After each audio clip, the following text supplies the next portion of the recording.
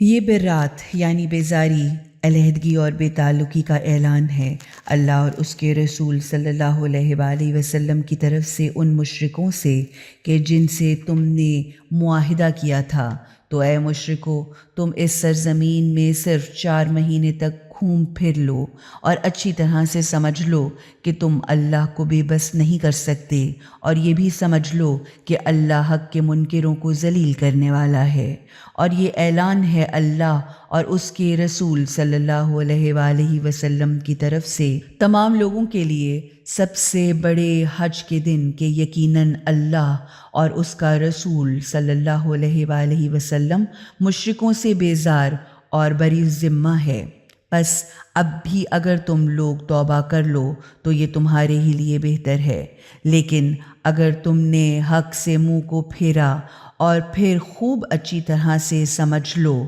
کہ تم اللہ کو بے بس نہیں کر سکتے، اور حق کے منکروں یعنی کافروں کو بڑی ہی سخت تکلیف دینے والی سزا کی خوشخبری بھی سنا دو، سوائے ان مشرکوں کے جن سے تم نے معاہدہ کر لیا ہو، پھر انہوں نے تمہارے ساتھ کیے ہوئے اس معاہدے کو پورا کرنے میں کسی بھی قسم کی کوئی کمی نہ کی ہو اور نہ تمہارے خلاف کسی کی مدد کی ہو، تو تم بھی ایسے لوگوں کے ساتھ کیے ہوئے معاہدوں کو ان سے مقرر کی ہوئی مدت تک پورا کرو، کیونکہ یہ حقیقت ہے کہ خدا متقین یعنی اپنے مقرر کیے ہوئے فرائض یعنی عہد کو پورا کرنے والوں اور عہد شکنی سے بچنے والوں کو پسند کرتا ہے۔ لیکن جب حرمت کے حرام مہینے گزر جائیں تو پھر ان مشرکوں کو جہاں بھی پاؤ قتل کرو اور انہیں گرفتار کر لو اور ان کا گھیراؤ کرو، اور ہر چھپ کر حملہ کرنے کی جگہ پر ان کی طاق میں بیٹھو۔ پھر اگر وہ اپنی بے ایمانیوں اور بدمعاشیوں سے توبہ کر لیں اور نماز کی پابندی اختیار کریں اور زکوٰۃ بھی ادا کریں تو پھر ان کا راستہ چھوڑ دو، کیونکہ یہ حقیقت ہے کہ خدا بڑا ہی بخشنے والا اور بڑا رحم کرنے والا ہے۔ اور اگر مشرکوں میں سے کوئی ایک شخص آپ صلی اللہ علیہ وآلہ وسلم سے اللہ کا کلام سننے کے لیے آپ کی پناہ مانگے تو اسے پناہ دے دیجیے تاکہ وہ اللہ کا کلام سن لے، پھر اسے اس کے اطمینان کی جگہ تک پہنچا دیجیے۔ یہ اس لیے کرنا چاہیے کہ حقیقتاً یہ لوگ حقیقتوں کو جانتے ہی نہیں۔ ان مشرکوں سے اللہ اور اس کے رسول کا کوئی عہد آخر کیسے باقی رہ سکتا ہے، سوا ان لوگوں سے جن سے آپ صلی اللہ علیہ وآلہ وسلم نے مسجد حرام کے پاس معاہدہ کیا تھا۔ تو جب تک وہ آپ کے ساتھ ٹھیک طرح سے سیدھے رہتے ہوئے اپنے عہد پر قائم رہیں تو تم بھی ان کے ساتھ سیدھے رہتے ہوئے اپنے کیے ہوئے عہد پر قائم رہو، کیونکہ خدا متقین یعنی بد عہدی سے بچنے والوں اور فرائض الہیہ کو ادا کرنے والوں کو دوست رکھتا ہے۔ بھلا دوسرے مشرکوں کے ساتھ کوئی عہد و پیمان کیوں کر باقی رہتا، جبکہ ان کا حال تو یہ ہے کہ اگر وہ اب بھی تم پر غلبہ پالیں تو تمہارے بارے میں کسی بھی معاہدے کی ذمہ داری یا کسی رشتہ داری کا کوئی پاس لحاظ تک نہ کریں۔ وہ تم کو اپنے منہ کی زبانی باتوں سے تو خوش اور راضی کر دیتے ہیں، مگر ان کے دل حق کا انکار کرتے رہتے ہیں، کیونکہ ان میں سے اکثر نافرمان اور بدکار ہیں۔ انہوں نے خدا کی آیتوں کے بدلے میں تھوڑی سی قیمت وصول کر لی اور اس طرح خدا کی راہ سے لوگوں کو روک دیا۔ حقیقتاً بہت ہی برا کام ہے جو یہ لوگ کیا کرتے تھے۔ یہ لوگ کسی مسلمان کے بارے میں نہ تو کسی رشتہ داری کا لحاظ کرتے ہیں اور نہ کسی عہد و پیمان کا، اور یہی لوگ ہیں جو بڑے ظلم اور زیادتی کرنے والے اور حد سے بڑھ جانے والے ہیں۔ لیکن پھر بھی اگر یہ لوگ توبہ کر لیں اور نماز کی پابندی کریں یعنی حقوق اللہ ادا کریں اور زکوٰۃ کو ادا کریں، مراد انسانوں کے حقوق ادا کریں، تو پھر وہ تمہارے دینی بھائی ہیں، اور ہم حقیقتوں اپنے احکامات و ہدایات کو بڑی تفصیل کے ساتھ صاف صاف واضح طور پر پیش کرتے ہیں ان لوگوں کے لیے جو ان کو جاننا چاہتے ہیں۔ لیکن اگر وہ اپنی قسموں کو اپنے عہد و پیمان کر لینے کے بعد بھی توڑ ڈالیں اور تمہارے دین پر حملے کرنے اور تانے کسنے شروع کر دیں، تو پھر تم حق کے انکار کرنے والے کفر کے ان سرغنوں، سرداروں اور علمبرداروں سے جنگ کرو، کیونکہ ان کی قسموں کا کوئی اعتبار نہیں، شاید کہ وہ اس طرح اپنی بری حرکتوں سے باز آ جائیں۔ آخر تم ان لوگوں سے جنگ کیوں نہیں کرتے جنہوں نے اپنی قسموں کو توڑ ڈالا اور رسول خدا کو ان کے شہر سے نکال دینے کا ارادہ کیا، اور پھر خود انہوں نے ہی جنگ کی ابتدا بھی کی؟ کیا تم ان سے ڈرتے ہو؟ حالانکہ اگر تم ایماندار ہو اور اللہ کو مانتے بھی ہو تو اللہ اس بات کا زیادہ حقدار ہے کہ تم اس سے ڈرو، ان سے لڑو۔ اللہ انہیں تمہارے ہاتھوں سے سزا دے گا اور انہیں ذلیل و خوار کرے گا اور ان کے مقابلے میں تمہاری مدد کرے گا، اور اس طرح ایمانداروں مومنوں کے دلوں کی حسرتیں پوری کر کے ان کے دل ٹھنڈے کرے گا اور ان کے دلوں کے غم و غصہ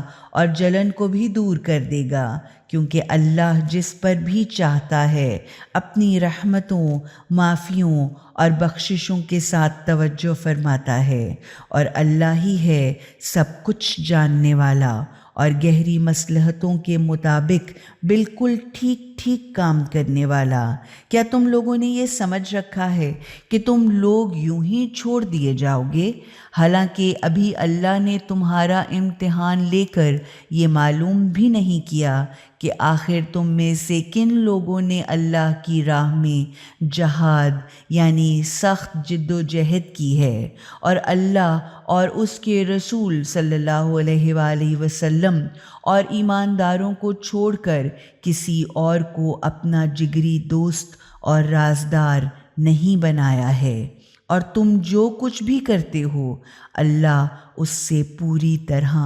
باخبر ہے۔ مشرکوں کو یہ حق نہیں ہے کہ وہ اللہ کی مسجدوں کو آباد کریں جبکہ وہ خود اپنے خلاف حق کے انکار کرنے کی گواہی دے رہے ہیں۔ یہی وہ لوگ ہیں جن کے سارے کام، تمام اعمال برباد ہو گئے اور انہیں ہمیشہ ہمیشہ جہنم کی بھڑکتی آگ میں رہنا ہوگا۔ اللہ کی مسجدوں کو تو صرف وہی شخص آباد کرتا ہے جو اللہ اور آخرت کو مانتا ہے، نماز کی پابندی کرتا ہے اور زکوٰۃ ادا کرتا ہے اور اللہ کے سوا کسی سے نہیں ڈرتا، بس انہی سے یہ توقع ہے کہ وہ ہدایت کو قبول کر کے سیدھی راہ چلنے والوں میں شامل ہو جائیں۔ کیا تم لوگوں نے حاجیوں کو پانی پلانے اور مسجد حرام کی مجاوری کرنے اور اس کو آباد رکھنے کو اس شخص کے کام کے برابر ٹھہرا لیا ہے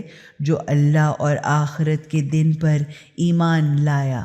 اور اللہ کی راہ میں جہاد یا بھرپور جد و جہد کی؟ یہ دونوں اللہ کے نزدیک برابر نہیں ہیں اور اللہ ظالم لوگوں کو سیدھا راستہ نہیں دکھاتا۔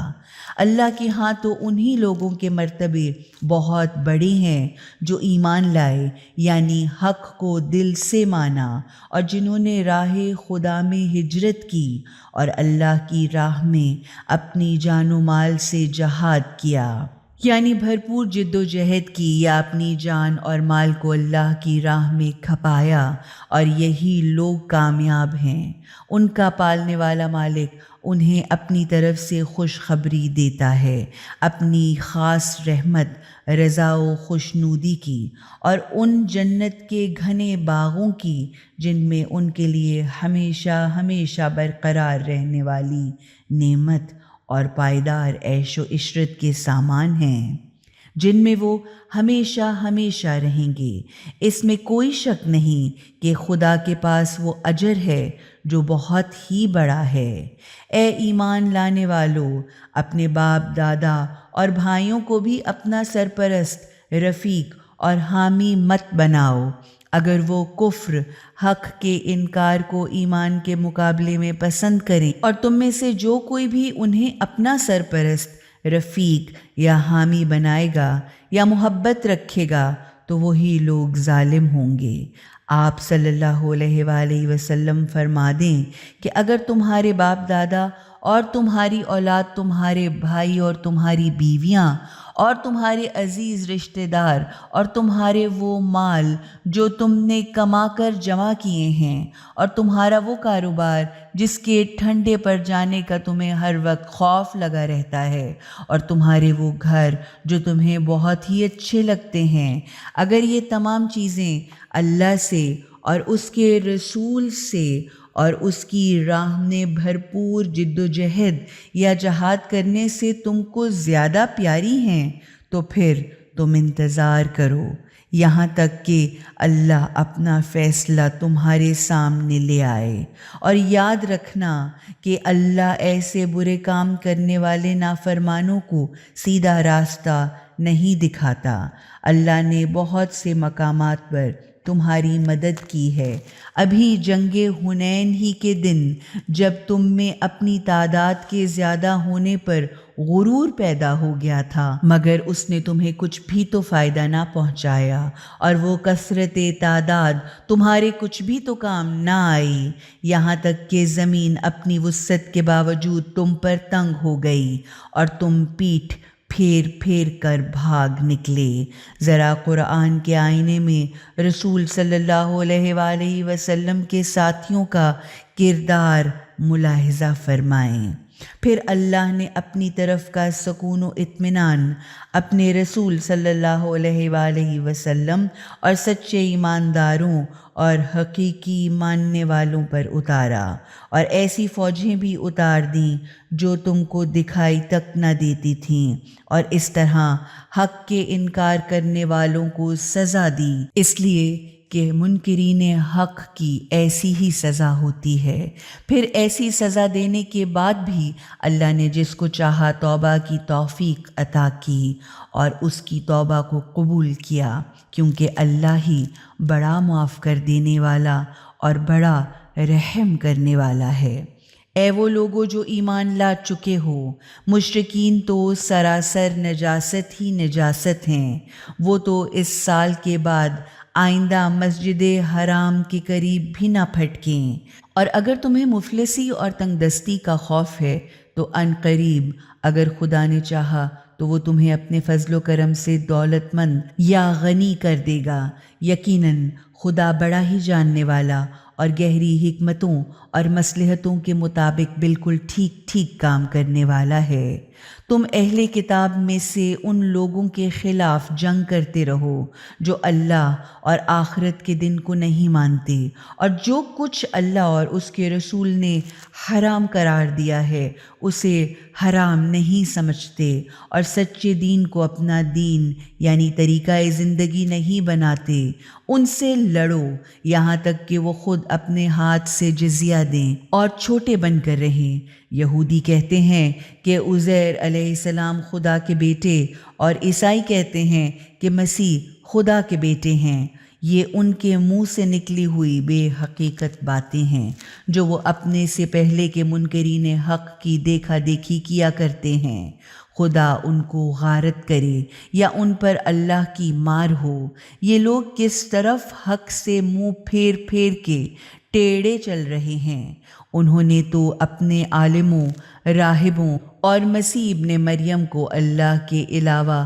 اپنا رب، اپنا پالنے والا مالک بنا رکھا ہے، حالانکہ ان کو ایک خدا کے علاوہ کسی اور کی بندگی کرنے کا حکم ہی نہیں دیا گیا، کیونکہ اللہ کے سوا کوئی خدا ہے ہی نہیں۔ وہ خدا پاک اور بلند ہے ان تمام چیزوں سے جنہیں وہ خدا کا شریک ٹھہراتے ہیں۔ وہ لوگ چاہتے ہیں کہ اللہ کی روشنی کو اپنے منہ سے بجھا دیں، مگر اللہ اپنی روشنی کو مکمل کیے بغیر ہرگز ماننے والا نہیں، چاہے حق کے منکروں کو یہ بات کتنی ہی ناگوار کیوں نہ ہو۔ وہ اللہ ہی تو ہے کہ جس نے اپنے پیغام پہنچانے والے رسولوں کو اپنی ہدایت اور دین حق، سچے اور صحیح آئین زندگی کے ساتھ بھیجا، تاکہ اسے ہر دین یا ہر آئین زندگی کے مقابلے میں غالب کر کے رہے، چاہے مشرکوں کو یہ بات کتنی ہی ناگوار اور کتنی ہی ناپسند کیوں نہ ہو۔ اے وہ لوگو جو ایمان لا چکے ہو، یہ حقیقت ہے کہ بہت سے پادری، علماء، راہب یا درویش لوگوں کا مال ناحق غلط طریقوں سے ٹھگ کر بطور رشوت کھا جاتے ہیں اور پھر ان کو اللہ کے راستے سے بھی روک دیتے ہیں، اور جو لوگ سونا اور چاندی جوڑ جوڑ کر دولت کو جمع کر کے رکھتے ہیں اور اس کو اللہ کی راہ میں خرچ نہیں کرتے، ان کو سخت ترین تکلیف دینے والی سزا کی خوشخبری سنا دو۔ ایک دن آئے گا کہ اسی سونے چاندی دولت کو جہنم کے اندر کی آگ سے خوب سلگھایا جائے گا، اور پھر اسی سے ان لوگوں کے ماتھوں، پسلیوں اور پیٹھوں کو داغا جائے گا، یہ کہہ کر کہ یہ وہی دولت اور خزانہ ہے جو تم نے اپنے لیے جمع کیا تھا، تو لو اب اپنی ہی سمیٹی ہوئی دولت کا اصلی مزہ چکھو۔ حقیقت یہ ہے کہ مہینوں کی تعداد اللہ کی کتاب میں یعنی اللہ کے قانون کے مطابق 12 ہے۔ جب سے اللہ نے آسمان و زمین کو پیدا کیا ہے، ان میں سے 4 حرمت والے محترم یا جنگ و جدال کے لیے حرام مہینے ہیں، یہی ہے صحیح ضابطہ یا قانون دین۔ لہٰذا ان 4 مہینوں میں اپنے اوپر ظلم اور زیادتی نہ کرو، اور مشرکوں سے تم سب مل کر لڑو جس طرح سے وہ سب کے سب مل کر تم سے لڑتے ہیں، اور یہ بات خوب اچھی طرح سے جان رکھو کہ خدا ان کے ساتھ ہے جو فرائض الہیہ کو ادا کرتے ہوئے برائیوں سے بچتے ہیں۔ مہینوں میں رد و بدل کرنا کفر یعنی انکار میں مزید کفر کا اضافہ کرنا ہے، یا یہ مزید ایک کافرانہ اور منکرانہ حرکت ہے جس سے وہی لوگ گمراہ ہوتے ہیں جو حقیقتوں کا انکار کرتے ہیں۔ وہ کسی سال تو کسی مہینے کو جنگ و جدال کے لیے حلال کر دیتے ہیں، اور کسی سال اور اسی مہینے کو حرام کر دیتے ہیں تاکہ اللہ کے حرام کیے ہوئے مہینوں کی تعداد کو پورا کر دیں، اور اللہ کا حرام کیا ہوا مہینہ جنگ و جدال کے لیے حلال بھی کر لیں، اور ان کے برے کام ان کے لیے خوبصورت اور اچھے بنا دیے گئے ہیں، یعنی ان کو ان کے برے کام بہت اچھے لگتے ہیں، اور اللہ منکرین حق کو منزل مقصود تک نہیں پہنچایا کرتا۔ اے وہ لوگو جو ایمان لا چکے ہو، آخر تمہیں ہو کیا گیا ہے کہ جب بھی تم سے اللہ کی راہ میں نکلنے کو کہا گیا تو تم زمین سے چپک کر رہ گئے؟ کیا تم نے آخرت کے بدلے میں اس فانی دنیا کی زندگی کو پسند کر لیا ہے؟ تو نہیں ہے اس دنیا کی زندگی کا سامان اور فائدہ آخرت کے مقابلے میں مگر بہت ہی کم، یعنی دنیا کی زندگی کا ساز و سامان آخرت کے مقابلے میں بہت ہی کم ہے۔ اگر تم اللہ کی راہ میں نہ نکلو گے تو وہ تمہیں بڑی ہی سخت تکلیف دینے والی سزا دے گا، اور تمہاری جگہ کسی اور گروہ کو حق کی خدمت کے لیے کھڑا کر دے گا، اور تم خدا کا کچھ بھی نہ بگاڑ سکو گے، کیونکہ اللہ تو ہر چیز پر پوری قدرت رکھنے والا ہے۔ اگر تم نے اس نبی صلی اللہ علیہ وآلہ وسلم کی مدد نہ کی تو کیا ہوا؟ اللہ نے خود ان کی مدد کی اس وقت جب کافروں نے ان کو نکال دیا تھا، جب وہ صرف 2 میں سے 1 تھے، جب وہ دونوں غار میں تھے، اور جب وہ اپنے ساتھی سے فرما رہے تھے کہ غم نہ کر، یقیناً اللہ ہمارے ساتھ ہے، تو اللہ نے اپنی طرف کا سکون و اطمینان اس نبی صلی اللہ علیہ وآلہ وسلم پر اتارا، اور اپنے نبی کی مدد ایسے لشکروں سے کی جو تم کو نظر تک نہ آتے تھے، اور کافروں کی بات کو نیچا کر دکھایا، اور اللہ کی بات تو سب سے اونچی ہی رہتی ہے، کیونکہ اللہ بڑا زبردست، طاقتور اور بڑی گہری حکمتوں اور دانائیوں کے ساتھ بالکل ٹھیک کام کرنے والا ہے۔ نکلو، چاہے ہلکے ہو یا بوجھل، یعنی ہلکے ہتھیار ہوں یا بھاری، چاہے تمہارے پاس مال و دولت ہو یا نہ ہو، چاہے تمہاری طبیعت کے لیے یہ آسان ہو یا بھاری ہو، بال بچوں والے ہو یا چھڑے، بہرحال اپنی جانوں اور مالوں سے جہاد کرو، کیونکہ یہی تمہارے لیے بہتر ہے اگر تم جان لو۔ اگر کوئی فائدہ فوری ملنے والا ہوتا اور سفر ہلکا، آسان اور معمولی ہوتا تو وہ منافق لوگ آپ صلی اللہ علیہ وآلہ وسلم کے پیچھے ہو جاتے، مگر یہ راستہ ان کو سخت پر مشقت محسوس ہوا، لہٰذا اب بہت جلد یہ لوگ خدا کی قسمیں کھا کھا کر کہیں گے کہ اگر ہم چل سکتے تو آپ صلی اللہ علیہ وآلہ وسلم کے ساتھ ضرور نکلتے۔ حقیقتاً وہ خود اپنے آپ کو تباہ و برباد کر رہے ہیں۔ اللہ خوب جانتا ہے کہ وہ جھوٹے ہیں۔ اللہ آپ صلی اللہ علیہ وآلہ وسلم کو معاف کرے۔ آپ نے انہیں واپس جانے کی اجازت کیوں دے دی اور انتظار کیوں نہ کیا یہاں تک کہ آپ کو یہ معلوم ہو جاتا کہ کون لوگ اپنے دعووں میں سچے ہیں اور کون جھوٹے ہیں، کیونکہ جو لوگ واقعی اللہ اور آخرت کے دن کو مانتے ہیں وہ تو تم سے کبھی بھی اس بات کی اجازت نہ مانگتے کہ انہیں چھٹی دے کر ان کی جانوں اور مالوں سے جہاد کرنے سے معاف رکھا جائے، اور اللہ تو فرائض الہیہ کے ادا کرنے والے متقیوں کو بڑی اچھی طرح سے جانتا ہے۔ ایسی اجازت اور چھٹی تو صرف وہی لوگ مانتے ہیں جو اللہ اور آخرت کے دن کو نہیں مانتے اور جن کے دلوں میں شک ہے اور وہ اپنے شک میں ڈاواڈول ہو رہے ہیں، یعنی کبھی مان لیتے ہیں اور کبھی نہیں مانتے۔ اور اگر وہ باہر نکلنے کی نیت رکھتے تو اس کے لیے پہلے سے نیت کرتے اور سامان تیار کرتے، لیکن اللہ کو ان کا اٹھ کر نکلنا پسند ہی نہ تھا، اس لیے اس نے ان کی ہمت پست کر دی اور ان سے کہہ دیا کہ تم گھر بیٹھنے والوں کے ساتھ گھر بیٹھے رہو، کیونکہ پہلے خود انہوں نے ہی جہاد کے لیے نکلنے کی نیت نہ کی تھی، اس لیے خدا نے بھی ان کو جہاد کے لیے نکلنے کی توفیقات عطا نہ فرمائیں، اور اگر تمہارے ساتھ نکلتے تو سوائے خرابیوں کے اور کچھ نہ بڑھاتے، اور تمہارے درمیان فتنہ و فساد کے لیے گھوڑے دوڑاتے،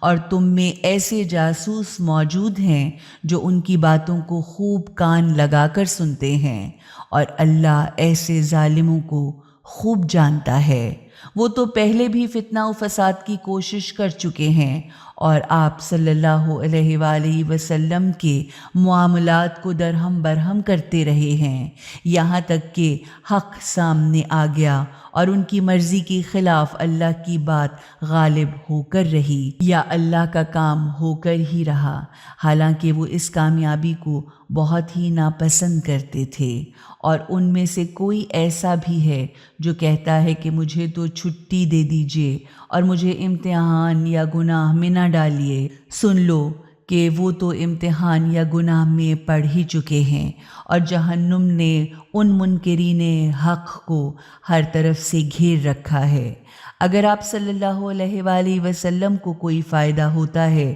تو انہیں رنج پہنچتا ہے، اور جب آپ صلی اللہ علیہ وآلہ وسلم پر مصیبت پڑتی ہے تو وہ لوگ کہتے ہیں کہ ہم نے تو اپنا انتظام پہلے ہی کر لیا ہے، اور پھر آپ سے منہ پھیر پھیر کر بڑے ہی خوش پلٹتے ہیں۔ ان سے کہہ دیجئے کہ ہم تک ہرگز کوئی مصیبت نہیں پہنچتی مگر وہی کہ جو اللہ نے ہمارے لیے لکھ دی ہے، وہی ہمارا مالک، آقا اور سرپرست ہے، اور حق کو ماننے والے ایمانداروں کو تو اللہ ہی پر بھروسہ رکھنا چاہیے۔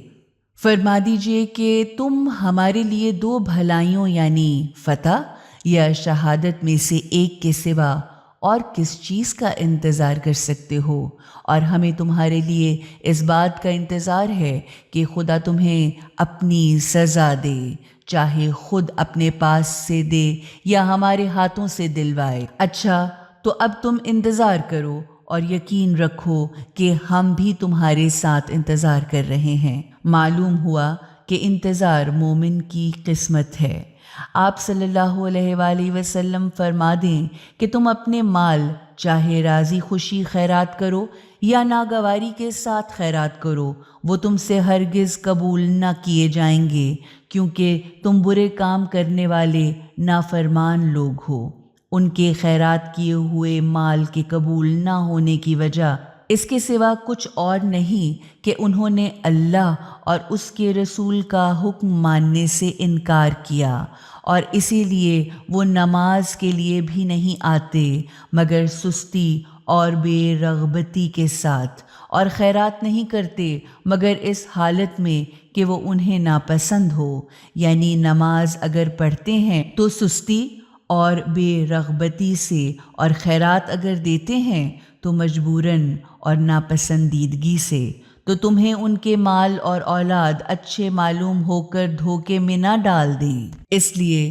کہ اللہ بس یہ چاہتا ہے کہ انہیں انہی چیزوں کے ذریعے دنیا کی زندگی میں سزا دیں، اور ان کی جانیں نکلیں تو وہ بھی سختی سے کھنچ کھنچ کر، اس حالت میں کہ وہ اس وقت بھی حقیقتوں کے ماننے سے انکار ہی کر رہے ہوں۔ وہ خدا کی قسم کھا کھا کر کہتے ہیں کہ وہ تم ہی میں سے ہیں، حالانکہ وہ ہرگز تم میں سے نہیں ہیں، اصل میں تو وہ ایسے لوگ ہیں جو تم سے ڈرتے رہتے ہیں۔ اگر وہ کوئی پناہ کی جگہ یا کوئی غار یا کوئی گھس بیٹھنے کی جگہ پا لیں تو وہ دوڑتے ہوئے بھاگ کر اسی میں جا چھپیں، اور انہی میں سے کوئی ایسا بھی ہے کہ جو صدقات کی تقسیم میں تم پر اعتراض کرتا ہے، تو اگر اس مال میں سے انہیں کچھ مل جائے تو وہ تم سے راضی اور خوش رہیں گے، اور اگر اس میں سے کچھ نہ دیا گیا تو وہ ایک دم اسی وقت ناراض ہو کر بگڑنے لگتے ہیں۔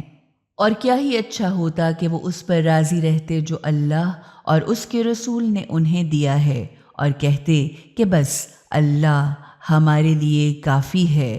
اور وہ ان قریب اپنے فضل و کرم سے ہمیں اور بہت کچھ دے گا، اور اس کا رسول صلی اللہ علیہ وآلہ وسلم بھی بہت کچھ عطا فرمائے گا، کیونکہ ہم تو اللہ ہی سے لو لگائے اسی پر نظر جمائے ہوئے ہیں۔ یہ صدقات اور زکوٰۃ کا مال تو حقیقتاً فقیروں، غریبوں اور مسکینوں کے لیے ہے، اور ان لوگوں کے لیے ہے جو زکوٰۃ کا کام کرتے ہیں، اور غیر مسلموں یا نو مسلموں کی تالیف قلوب یعنی ان کے دل جیت کر ان کی دشمنی کو ٹھنڈا کر کے ان کی ہمدردی کرنے اور ان کی امداد کر کے ان کی حالت کو درست کرنے کے لیے ہے، نیز غلاموں، کنیزوں کی گردنوں کو غلامی سے چھڑانے اور قرض داروں کے قرضے ادا کرنے اور خدا کی راہ میں خرچ کرنے اور مسافروں کی امداد کے لیے ہے۔ یہ ایک فریضہ ہے اللہ کی طرف سے مقرر کیا ہوا، اور اللہ سب کچھ جاننے والا،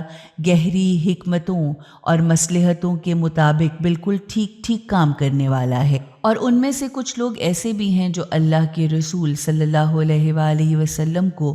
دکھ دیتے ہیں اور کہتے ہیں کہ یہ شخص صرف کان ہی کان ہے، یعنی ہر شخص کی بات کو سنتے رہتے ہیں اور چپ رہتے ہیں۔ آپ صلی اللہ علیہ وآلہ وسلم کہیے کہ وہ تمہاری ہی بھلائی کے لیے ایسے ہیں، وہ اللہ کو بھی مانتے ہیں اور مسلمانوں کی باتوں پر بھی یقین کر لیتے ہیں، کیونکہ وہ ان لوگوں کے لیے جو تم نے ایماندار ہے سرتاپا رحمت ہی رحمت ہیں، اور جو لوگ خدا اور اس کے رسول صلی اللہ علیہ وآلہ وسلم کو دکھ دے کر تکلیف پہنچاتے ہیں تو ان کے لیے سخت تکلیف دینے والی سزا ہے۔ وہ تمہارے سامنے تو اللہ کی قسمیں کھاتے ہیں تاکہ تمہیں خوش کر دیں، حالانکہ اللہ اور اس کا رسول اس بات کے کہیں زیادہ حقدار ہیں کہ وہ ان کو خوش کریں اگر وہ واقعی ان کو مانتے ہیں۔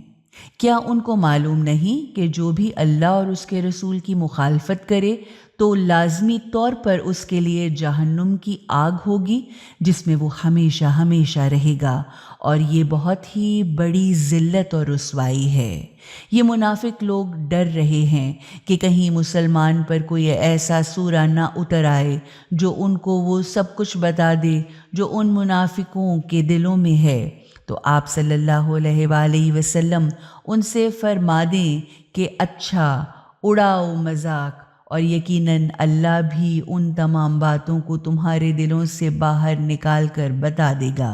جس کے بتائے جانے سے تم ڈرتے ہو۔ اگر ان سے پوچھا جائے کہ تم کیا کیا باتیں کرتے ہو تو وہ کہیں گے کہ ہم تو صرف بحث و مباحثہ، ہنسی مذاق، کھیل تفریح کر رہے ہیں۔ ان سے کہیے، اچھا تو تم اللہ اور اس کی باتوں، اس کی نشانیوں، اس کے احکامات اور اس کے رسول کے ساتھ ہنسی مذاق کر رہے تھے۔ اب بہانے نہ بناؤ، حقیقتاً تم مسلمان ہو جانے کے بعد کافر ہو چکے ہو۔ اگر ہم نے تم میں سے ایک گروہ کو جس نے سچے دل سے توبہ کر لی معاف بھی کر دیا، تو دوسرے گروہ کو جو آخر وقت تک اپنے نفاق اور مخالفت پر قائم رہا ضرور سزا دے کر رہیں گے، کیونکہ وہ لوگ مجرم تھے۔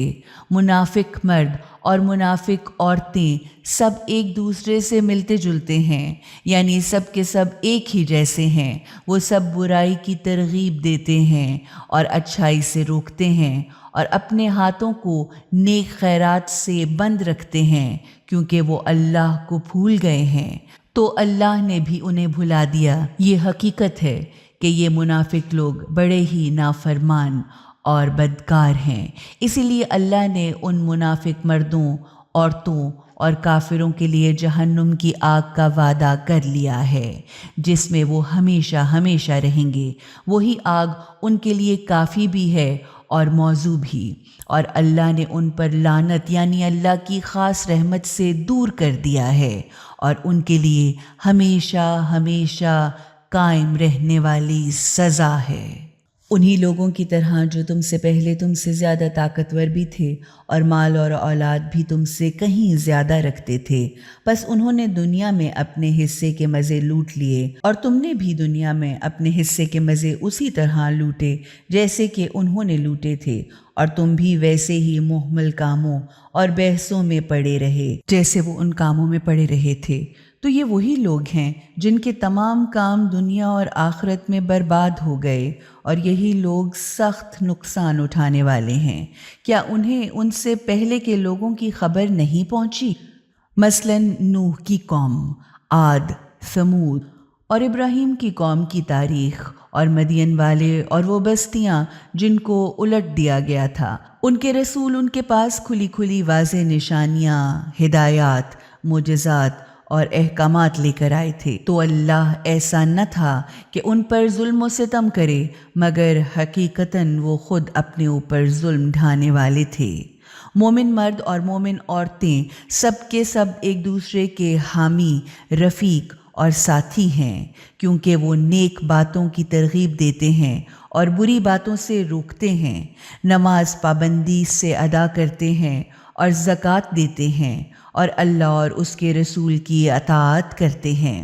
یہی وہ لوگ ہیں جن پر عنقریب اللہ رحم کرے گا۔ یقیناً اللہ بڑی زبردست طاقت رکھنے والا اور بڑی گہری حکمتوں اور مصلحتوں کے مطابق بالکل ٹھیک ٹھیک کام کرنے والا ہے۔ اللہ نے ایماندار مردوں اور ایماندار عورتوں سے ان بہشت کے باغوں کا وعدہ کر لیا ہے جن کے نیچے نہریں بہہ رہی ہوں گی، اور وہ ان میں ہمیشہ ہمیشہ رہیں گے۔ ان سدا بہار باغوں میں ان کے لیے صاف ستھرے، پاک و پاکیزہ مکانات ہوں گے، اور سب سے بڑھ کر یہ کہ اللہ کی خوشنودی اور رضامندی انہیں حاصل ہوگی، جو سب سے بڑی کامیابی ہے، کیونکہ اللہ کی طرف سے ذرا سی بھی رضامندی اور خوشنودی دراصل سب سے بڑی چیز ہے۔ یہی ہے بہت بڑی کامیابی۔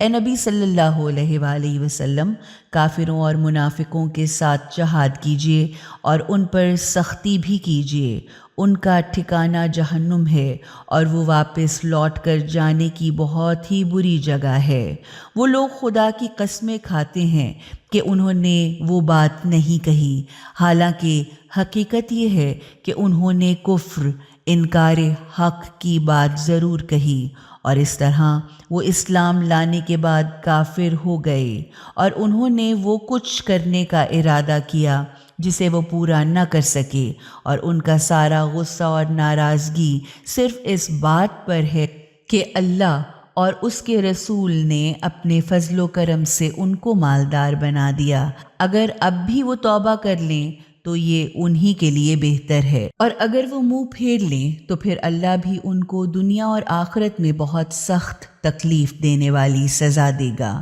اور پوری زمین پر ان کا نہ تو کوئی دوست نہ کوئی سرپرست ہوگا اور نہ کوئی حامی یا مددگار ہوگا۔ اور ان میں سے ایسے بھی ہیں جنہوں نے اللہ سے یہ عہد و پیمان کیا تھا کہ اگر اس نے اپنے فضل و کرم سے ہمیں مال عطا فرمایا تو ہم خیرات بھی کریں گے اور نیک کام کرنے والوں میں سے ہو جائیں گے، مگر جب اللہ نے انہیں اپنے فضل و کرم سے دولت دے دی تو انہوں نے اس دولت کے ساتھ کنجوسی کی اور اپنے عہد و پیمان سے ایسے پھر گئے کہ گویا انہیں اس کی کوئی پرواہ تک نہیں۔ بس اللہ نے بھی ان کے دلوں کے اندر نفاق کو قیامت تک کے لیے جمع کر دیا کہ جب وہ اللہ سے ملیں گے تو اسی حال میں ملیں گے، اس بد عہدی کی وجہ سے جو انہوں نے اللہ کے ساتھ کی اور اس جھوٹ کی وجہ سے جو وہ بولتے رہے۔ کیا وہ یہ نہیں جانتے کہ اللہ کو ان کے تمام چھپے ہوئے راز، خفیہ باتیں اور ان کی سرگوشیاں تک معلوم ہیں، اور خدا تمام پوشیدہ باتوں کا پوری طرح جاننے والا ہے۔ اللہ ان کنجوس دولت مندوں کو اچھی طرح سے جانتا ہے جو ایسے ایمانداروں پر طعنے کستے ہوئے ان کا مذاق اڑاتے ہیں جو اپنی خوشی اور رغبت سے خیرات کرتے ہیں اور اپنی محنت مزدوری کے سوا اور کچھ نہیں رکھتے، تو اللہ خود ان مذاق اڑانے والوں کا مذاق اڑائے گا، اس طرح کہ ان کے لیے بڑی ہی سخت تکلیف دینے والی سزا ہے۔ اب آپ صلی اللہ علیہ وآلہ وسلم چاہے ان کے لیے خدا سے معافی طلب کریں یا نہ کریں، اگر آپ 70 مرتبہ یعنی لا تعداد مرتبہ بھی ان کے لیے خدا سے معافی مانگیں گے تو بھی خدا انہیں تو ہرگز بھی معاف نہیں کرے گا، اس لیے کہ انہوں نے خدا اور اس کے رسول صلی اللہ علیہ وآلہ وسلم کا انکار کیا، اور اللہ ایسے فاسق، بدکار اور بدمعاش لوگوں کو منزل مقصود تک پہنچایا ہی نہیں کرتا یا ہدایت قبول کرنے کی توفیق نہیں دیا کرتا۔ جو لوگ پیچھے چھوڑ دیے گئے تھے وہ رسول صلی اللہ علیہ وآلہ وسلم خدا کے پیچھے اپنے گھروں میں رہنے پر خوش ہوئے، کیونکہ انہیں یہ بات ناپسند تھی کہ وہ اپنے مال اور جان کے ذریعے سے اللہ کی راہ میں جہاد کریں۔ انہوں نے لوگوں سے کہا کہ اتنی گرمی میں سفر نہ کرو، ان سے کہہ دو کہ جہنم کی آگ اس سے بھی کہیں زیادہ گرم ہے، کاش کہ وہ سمجھ سے کام لیتے۔ اب ان کو چاہیے کہ کم ہنسیں اور زیادہ روئیں ان برائیوں کی سزا میں جو وہ کماتے رہے ہیں۔ اب اگر اللہ تمہیں ان کے کسی گروہ کے درمیان واپس لے جائے اور وہ آپ صلی اللہ علیہ وآلہ وسلم سے جہاد کے لیے نکلنے کی اجازت مانگیں تو آپ صلی اللہ علیہ وآلہ وسلم صاف صاف کہہ دیں کہ اب تم میرے ساتھ کبھی نہیں نکل سکتے اور نہ میرے ساتھ رہ کر تم کسی دشمن سے جنگ کر سکتے ہو۔ حقیقت میں تم نے تو پہلے بھی گھر میں بیٹھنے ہی کو پسند کیا تھا، تو اب پیچھے رہ جانے والوں کے ساتھ اپنے گھر بیٹھے رہو، اور اگر ان میں سے کوئی مر جائے تو اس کی نماز جنازہ بھی ہرگز نہ پڑھنا اور نہ کبھی اس کی قبر پر کھڑے ہونا، کیونکہ ان لوگوں نے اللہ اور اس کے رسول کا کفر کیا ہے، یعنی ان کے حکم کو ماننے سے انکار کیا ہے، اور وہ اس حالت میں مرے ہیں کہ وہ برے کام کرنے والے فاسق تھے۔ اور ان کے مال اور اولاد کی کثرت کہیں تم کو حیران کر کے دھوکے میں نہ ڈال دے، کیونکہ اللہ نے تو یہ طے کر لیا ہے کہ ان کو اس دنیا ہی میں ان کے مال اور اولاد ہی کے ذریعے سزا دے، اور ان کی جانیں اس حالت میں نکلیں کہ وہ حق کے منکر یعنی کافر ہوں۔ جب کبھی کوئی سورہ یہ کہتا ہوا اترتا ہے کہ اللہ کو مانو اور اس کے رسول صلی اللہ علیہ وآلہ وسلم کے ساتھ مل کر جہاد کرو، تو ان منافقوں میں سے طاقتور اور دولت مند لوگ آپ صلی اللہ علیہ وآلہ وسلم سے درخواست کرتے ہیں کہ انہیں گھر جانے کی اجازت دے دی جائے۔ وہ کہتے ہیں کہ ہمیں تو گھر بیٹھنے والوں کے ساتھ چھوڑ دیجیے۔ غرض ان لوگوں نے اس بات کو پسند کیا کہ وہ گھر بیٹھنے والی عورتوں کے ساتھ رہیں، اسی لیے ان کے دلوں پر نشان یا مہر لگا دی گئی، تو اب ان کی سمجھ میں کچھ بھی نہ آئے گا۔ لیکن رسول صلی اللہ علیہ وآلہ وسلم اور ان ایمان لانے والوں نے جو ان کے ساتھ ہیں اپنے مالوں اپنی جانوں کے ذریعے سے جہاد کیا، اس لیے اب ہر طرح کی بھلائیاں انہی کے لیے ہیں، اور یہی وہ لوگ ہیں جو ہر طرح کی فلاح، بہتری اور کامیابی حاصل کرنے والے ہیں۔ اللہ نے ان کے لیے جنت کے ایسے گھنے باغات تیار کر رکھے ہیں جن کے نیچے نہریں رواں دواں ہیں، جن میں وہ ہمیشہ رہیں گے۔ یہ ہے بہت ہی بڑی عظیم الشان کامیابی۔ اور صحرا کے رہنے والے بدوی عربوں میں سے بہت سے لوگ آئے کہ انہیں بھی چھٹی دے کر پیچھے رہنے کی اجازت دے دی جائے، غرض اس طرح سے وہ لوگ گھر بیٹھے رہے جو اللہ اور اس کے رسول صلی اللہ علیہ وآلہ وسلم سے جھوٹ بولتے ہیں۔ تو جن لوگوں نے بھی حق ماننے سے انکار یعنی کفر کو اختیار کیا، تو ان قریب ان کو سخت تکلیف دینے والی سزا پہنچے گی، لیکن کمزوروں، بیماروں اور جن کے پاس خرچ نہ ہو، ان کے اوپر نہ تو کوئی الزام ہے اور نہ ان کے نہ جانے پر کوئی حرج ہے، جبکہ وہ اللہ اور اس کے رسول کے وفادار اور خیر خواہ ہیں۔ ایسے نیک کام کرنے والوں پر کوئی الزام یا اعتراض نہیں، کیونکہ اللہ تو بڑا ہی درگزر کرنے والا، معاف کرنے والا اور رحم کرنے والا ہے۔ اسی طرح نہ ان لوگوں پر کوئی الزام یا اعتراض کی گنجائش ہے کہ جب وہ آپ صلی اللہ علیہ وآلہ وسلم کے پاس آئیں اس غرض سے کہ آپ صلی اللہ علیہ وآلہ وسلم ان کے لیے جہاد پر جانے کے لیے سواریوں کا انتظام فرما دیں، اور آپ صلی اللہ علیہ وآلہ وسلم ان سے کہیں کہ میرے پاس تو کوئی چیز نہیں جو میں تمہیں سواری کے لیے دوں، تو وہ مجبوراً گھر واپس ہوں، اس حالت میں کہ ان کی آنکھیں آنسو بہا رہی ہوں، اس غم میں کہ ان کے پاس خدا کی راہ میں خرچ کرنے کے لیے کچھ بھی تو نہیں ہے۔ البتہ الزام اور اعتراض تو صرف ان لوگوں پر ہے جو آپ صلی اللہ علیہ وآلہ وسلم سے جہاد پر جانے سے چھٹی مانگتے ہیں، باوجود اس کے کہ وہ دولت مند ہیں۔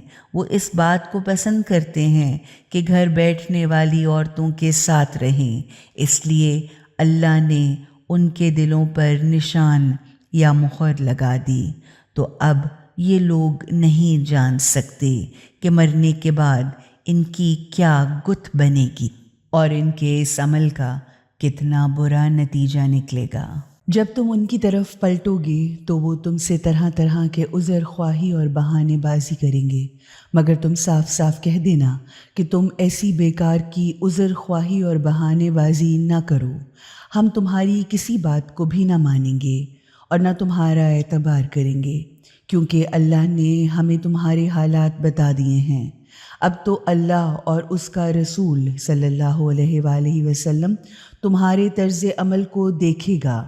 پھر تم اس کی طرف پلٹا کر بھی لے جاؤ گے جو حاضر و غائب و ظاہر و باطن، کھلے اور چھپے سب کا جاننے والا ہے۔ پھر وہ تمہیں اچھی طرح سے بتا دے گا کہ تم کیا کیا حرکتیں کیا کرتے تھے۔ تمہاری واپسی پر یہ لوگ تمہارے سامنے ان قریب قسموں پر قسمیں کھائیں گے تاکہ تم ان کو نظر انداز کر کے انہیں معاف کر دو، تو چاہے تم ان کو نظر انداز کر کے ان کی طرف سے لاپرواہی کر لو، مگر وہ تو سر سے پاؤں تک نجاست ہی نجاست، خباثت ہی خباثت ہیں، اس لیے ان کا اصل ٹھکانہ جہنم ہے، وہ خود ان کی اپنی کمائی کے بدلے میں انہیں ملے گی۔ وہ تمہارے سامنے قسموں پر قسمیں کھاتے ہیں تاکہ تم ان سے راضی اور خوش ہو جاؤ، حالانکہ اگر تم ان سے راضی ہو بھی جاؤ تو بھی اللہ ہرگز ایسے برے کام کرنے والوں سے راضی ہونے والا نہیں ہے۔ یہ صحرائی اور دیہاتی عرب حق کے انکار کرنے، کفر اور اپنی منافقت میں بہت ہی سخت اور گہرے ہوتے ہیں، اور اس بات کا امکان بہت زیادہ ہوتا ہے کہ وہ لوگ دین کے ان حدود و احکامات، قاعدے اور قوانین سے ناواقف ہوں جو اللہ نے اپنے رسول صلی اللہ علیہ وآلہ وسلم پر اتارے ہیں، غرض اللہ سب کچھ جانتا ہے اور بالکل ٹھیک نہایت گہری مصلحتوں اور حکمتوں کے مطابق کام کرنے والا ہے۔ ان صحرائی دیہاتی عربوں میں ایسے ایسے لوگ بھی ہیں کہ جو اگر اللہ کی راہ میں خرچ بھی کرتے ہیں تو اسے اپنے لیے ایک بڑا تاوان، نقصان یا جرمانہ سمجھتے ہیں، اور وہ تم لوگوں کے لیے برے دنوں اور مصیبتوں کا انتظار کرتے ہیں، برے دن خود انہی کو دیکھنا پڑیں، اور اللہ تو سب کچھ سنتا اور جانتا ہے۔ اور انہی صحرائی بدوؤں اور دیہاتی عربوں میں کچھ ایسے لوگ بھی ہیں جو اللہ اور آخرت کے دن کو دل سے مانتے ہیں، اور جو کچھ بھی خیرات کرتے ہیں اسے اللہ کی قربت کا اور رسول اللہ سے رحمت بھری دعائیں لینے کا ذریعہ بناتے ہیں۔ ہاں، بے شک وہ خیرات ضرور ان کے لیے خدا سے قربت حاصل کرنے کا ذریعہ ہے، تو اللہ انہیں ضرور ان قریب اپنی رحمت میں داخل کرے گا، کیونکہ یہ حقیقت ہے کہ اللہ بہت ہی معاف کرنے والا اور مسلسل بے حد رحم کرنے والا ہے۔ وہ مہاجر و انصار جو شروع میں اوروں سے آگے بڑھ کر اسلام کو قبول کرنے میں اول رہے، اور وہ لوگ بھی کہ جو نیک کاموں میں ان کے پیچھے چلے، تو اللہ بھی ان سے خوش ہوا اور وہ اللہ سے خوش ہوئے۔ ان کے لیے تو اللہ نے ایسے سرسبز و شاداب گھنے باغات تیار کر رکھے ہیں جن کے نیچے نہریں بہتی ہیں، اور وہ ان میں ہمیشہ رہیں گے۔ یہ ہے بہت ہی بڑی عظیم الشان کامیابی۔ تمہارے ارد گرد جو صحرائی اور دیہاتی عرب رہتے ہیں ان میں بہت سے منافق ہیں، اور اسی طرح خود مدینے کے رہنے والوں میں بھی منافقین موجود ہیں جو سرکشی پر ڈٹے ہوئے ہیں۔ آپ صلی اللہ علیہ وآلہ وسلم انہیں نہیں جانتے، مگر ہم تو ان کو دو دفعہ سزا دیں گے، پھر وہ بہت ہی بڑی سزا کے لیے پلٹائے بھی جائیں گے۔ دوسرے کچھ لوگ ہیں جنہیں اپنی غلطیوں کا اعتراف ہے، انہوں نے اچھے اور برے کام ملا جلا کر کیے ہیں، یعنی اچھے کام بھی کیے ہیں اور برے کام بھی۔ دور نہیں کہ خدا ان پر اپنی رحمت کے ساتھ توجہ فرماتے ہوئے انہیں معاف کر دے، کیونکہ یہ حقیقت ہے کہ اللہ بڑا ہی بخشنے والا اور بڑا رحم کرنے والا ہے۔ آپ صلی اللہ علیہ وآلہ وسلم ان کے اموال کی زکوٰۃ لے لیا کیجیے، جس کے ذریعے سے آپ انہیں پاک کر دیجیے اور انہیں برکت بھی دیجیے، اور ان کے لیے دعائے خیر و رحمت بھی فرمائیے۔ یقیناً آپ کی دعائے خیر و برکت ان کے لیے باعث تسکین اور راحت ہوگی، کیونکہ یہ حقیقت ہے کہ اللہ آپ صلی اللہ علیہ وآلہ وسلم کی دعائیں سننے والا اور آپ کے مرتبے کو خوب جاننے والا ہے۔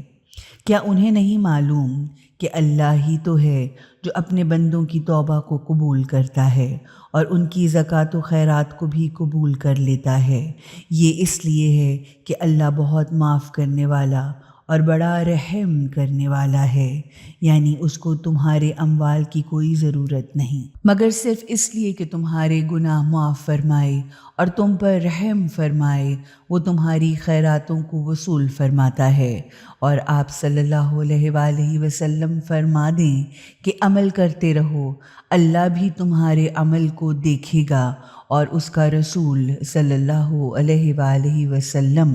اور ایمان والے بھی دیکھیں گے، اور بہت جلد تم پلٹائے جاؤ گے اس کی طرف جو کھلے اور چھپے تمام حالات کو جانتا ہے۔ پھر وہی تم کو بتائے گا کہ تم کیا کچھ کیا کرتے تھے۔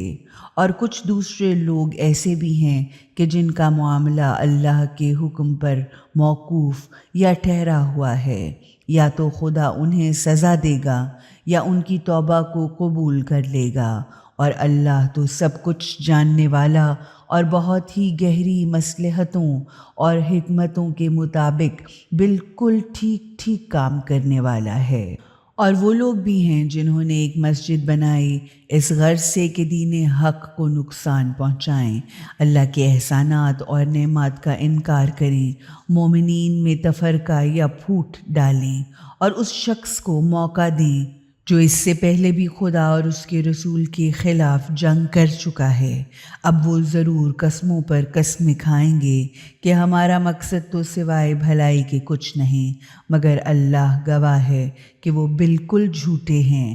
آپ اس مسجد میں ہرگز بھی کھڑے نہ ہوں، البتہ وہ مسجد جس کی بنیاد پہلے ہی دن سے تقوی اور پرہیزگاری پر قائم کی گئی تھی، اس بات کی زیادہ مستحق ہے کہ آپ صلی اللہ علیہ وآلہ وسلم اس میں عبادت کے لیے کھڑے ہوں، کیونکہ اس میں ایسے لوگ ہیں جو پاک صاف رہنا پسند کرتے ہیں، اور اللہ تو پاک صاف رہنے والوں ہی سے محبت کرتا ہے۔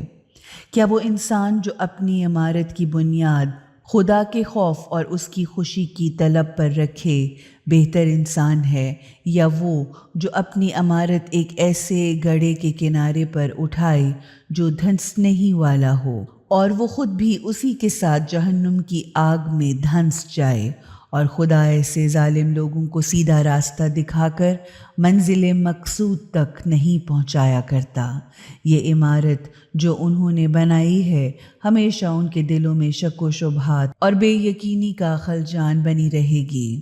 سوائے اس کے کہ ان کے دل ٹکڑے ٹکڑے ہو جائیں، اور اللہ تو بڑا جاننے والا، بڑی گہری حکمتوں اور مصلحتوں کی بنیاد پر بالکل ٹھیک ٹھیک کام کرنے والا ہے۔ یہ حقیقت ہے کہ اللہ نے ابدی حقیقتوں کو دل سے ماننے والے مومنین سے ان کی جان اور ان کے مال خرید لیے، اس قیمت پر کہ ان کے لیے جنت ہے۔ وہ جب اللہ کی راہ میں جنگ کرتے ہیں تو مارتے بھی ہیں اور مارے بھی جاتے ہیں۔ ان سے جنت کا وعدہ اللہ کے ذمے ایک سچا اور پکا وعدہ ہے جو تورات، انجیل اور قرآن میں موجود ہے، اور اللہ سے زیادہ بھلا کون ہوگا جو اپنے وعدے کو پورا کرنے والا ہو؟ تو خوش ہو جاؤ اپنی اس فروخت پر جس کا سودا تم نے خدا سے کر لیا ہے،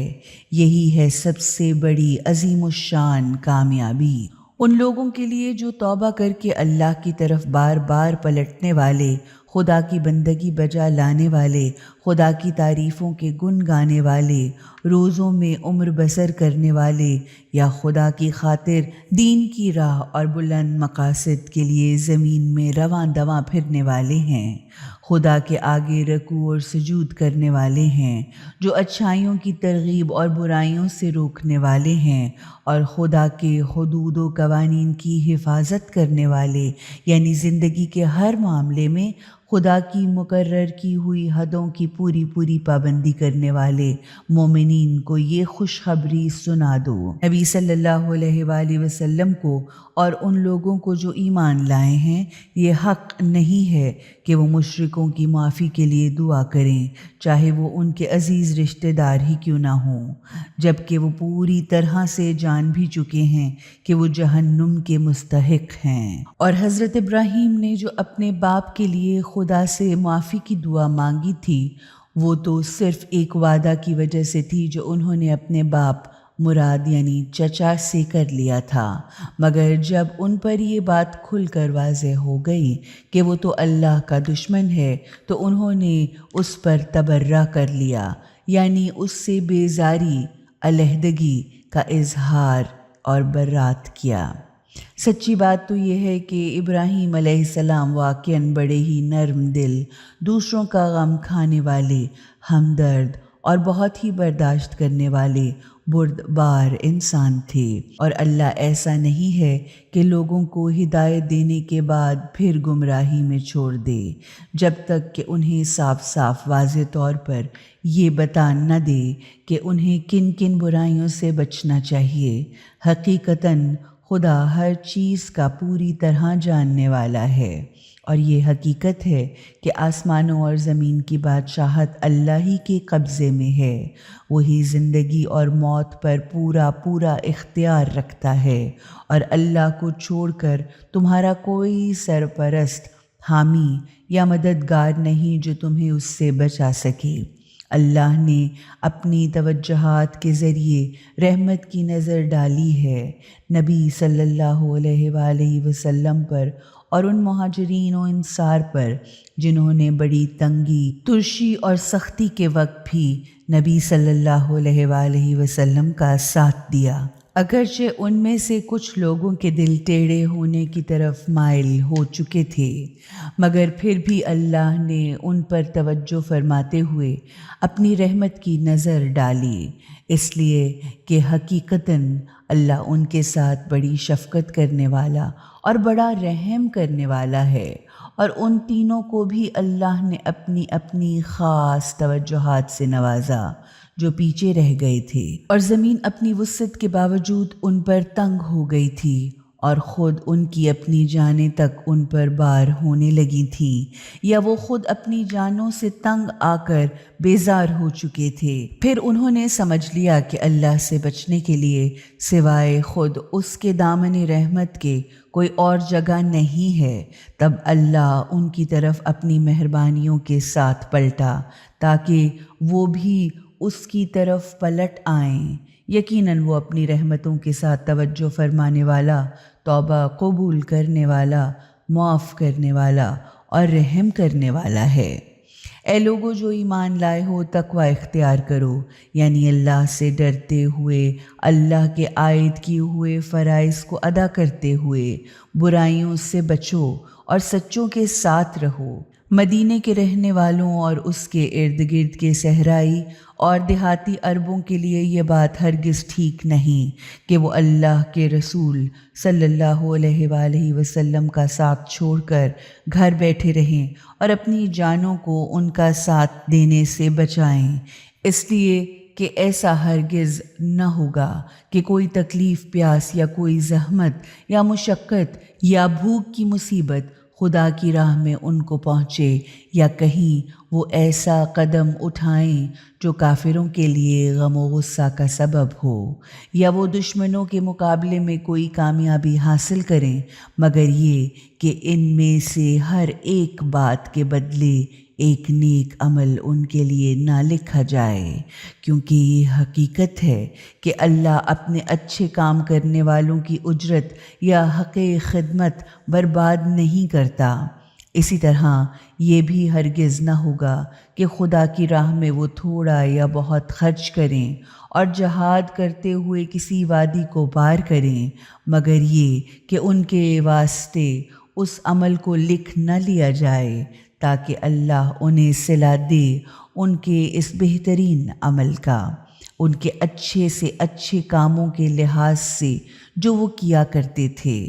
حق کے ماننے والے ایمانداروں کے لیے یہ ضروری نہ تھا کہ وہ سب کے سب نکل کھڑے ہوں، تو ایسا کیوں نہیں ہوتا کہ ہر شہر کے ایک گروہ یا جماعت میں سے کچھ لوگ سفر کریں تاکہ دین کی گہری سمجھ پیدا کرنے کی قابلیت حاصل کریں، اور پھر جب وہ واپس جائیں تو اپنی قوم کو دنیا کی حقیقت اور برائیوں کے انجام سے خبردار کریں، تاکہ وہ ان باتوں کا اثر لیتے ہوئے برائیوں اور غیر ذمہ دارانہ، غیر مسلمانہ طریقہ زندگی سے بچیں۔ اے ایمان لانے والو، جنگ کرو ان حق کے منکروں سے جو تم سے قریب یا تمہارے آس پاس ہیں، اور چاہیے کہ وہ تمہارے اندر سختی اور مضبوطی محسوس کریں، اور جانے رہو کہ اللہ متقین یعنی فرائض الہی کے ادا کرنے والوں اور برائیوں سے بچنے والوں کے ساتھ ہے۔ جب بھی کوئی نیا سورہ اترتا ہے تو ان میں سے کچھ ایسے ہیں جو مذاقاً پوچھتے ہیں کہ تم میں سے کون ہے جس کے ایمان میں اس سورے نے اضافہ کیا ہو، تو اس کا جواب یہ ہے کہ جو لوگ حق کو واقعاً مانتے ہیں ان کے ایمان میں تو اس سے اضافہ ہوا ہے، اور وہ لوگ خوش بھی ہوتے ہیں، رہے وہ جن کے دلوں میں پہلے ہی سے نفاق اور انکار حق کی بیماری ہے، تو ان کی موجودہ خباثت و نجاست میں ہر نئی صورت نے ایک اور نئی خباثت کا اضافہ کر دیا،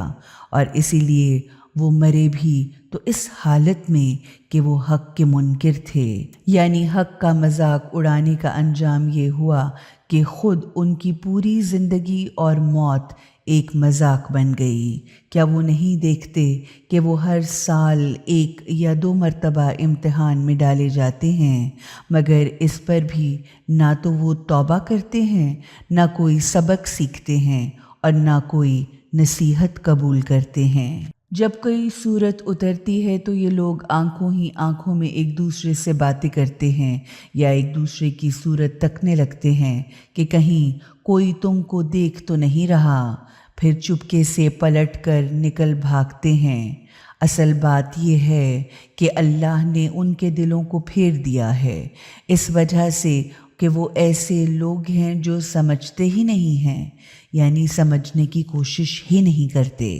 دیکھو، تم لوگوں کے پاس ایک خدا کا پیغام پہنچانے والا آیا ہے جو خود تم ہی میں سے ہے، جس پر تمہارا نقصان یا تکلیف میں پڑنا بہت شاق ہے، جسے ہر وقت تمہاری ہی فکر کھائی جاتی ہے، یا وہ تمہارے فائدوں اور کامیابیوں کا سخت حریص ہے، اور حق کے ماننے والے ایمانداروں پر تو وہ بہت ہی شفیق اور بڑا ہی مہربان ہے۔ اگر یہ لوگ اب بھی آپ صلی اللہ علیہ وآلہ وسلم سے منہ پھیرتے ہیں تو آپ کہہ دیجئے کہ میرے لیے تو بس اللہ بہت کافی ہے، اس کے سوا کوئی خدا ہے ہی نہیں، اس پر میرا بھروسہ ہے، اور وہ تو عظیم عرش یعنی عظیم سلطنت کا مالک ہے۔